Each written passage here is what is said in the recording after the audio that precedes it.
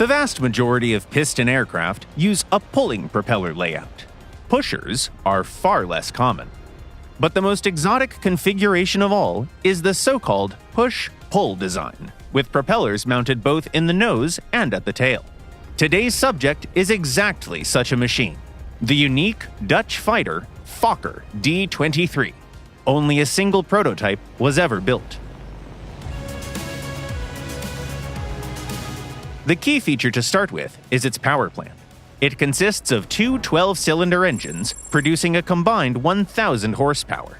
That figure isn't particularly impressive, but for a 3-ton aircraft, it's perfectly adequate. The push-pull layout has several advantages over conventional twin-engine designs.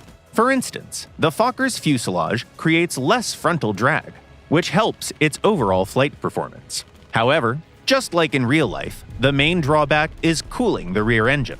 After only a couple of minutes at WEP, it begins to overheat. You'll either need to set up separate engine controls or reduce overall power.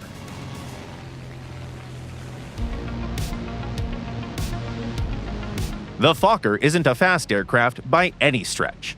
With a top speed of around 530 kilometers an hour at 4 kilometers altitude, it doesn't stand out even among its peers, especially considering its fairly low battle rating. Even so, combat on the Dutch fighter should always start with a climb. The optimal indicated airspeed for climbing is about 230 to 235 kilometers an hour. Its climb rate won't let you dominate the vertical and play classic boom and zoom. There's still a reason to climb higher, though. For the Fokker, altitude is an energy bank. When needed, it can be cashed in with a dive to quickly regain speed. The aircraft's greatest strength is its maneuverability. Taking on biplanes in a turn fight is still a bad idea, of course, but most other opponents are well within reach. This playstyle also helps you to mask the rather modest firepower. Two heavy machine guns, paired with two smaller caliber ones, are poorly suited for quick energy attacks, but they work just fine in sustained turning engagements. For the heavy machine guns, it's best to use belts with a high proportion of HE rounds. They deal serious damage when firing at wings and control surfaces. In combined battles, the fighter isn't a great choice. Its forward-firing weapons can only reliably deal with open-top or lightly armored vehicles, and it carries no bombs or rockets.